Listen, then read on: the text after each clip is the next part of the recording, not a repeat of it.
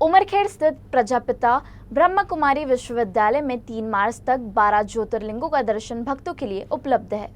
इस आयोजन में उमरखेड़ नगर परिषद के मुख्य अधिकारी महेश कुमार जानमोर और अन्य गणमान्य व्यक्तियों ने दीप प्रज्वलन किया। ब्रह्मकुमारी विश्वविद्यालय की शीलू दीदी और मोना दीदी के मार्गदर्शन में भक्तों को एक ही स्थान पर 12 ज्योतिर्लिंगों का दर्शन प्राप्त हो रहा है।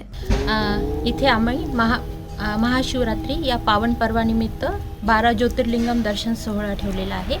तर आपल्या इथल्या उमरखेड वासीय सर्व भक्त भाविकांसाठी एकाच ठिकाणी एकाच वेळी आणि एकाच प्रवेशद्वारातून सर्वांसाठी 12 ज्योतिर्लिंगमचं दर्शन व्हावे ही आमची इच्छा होती।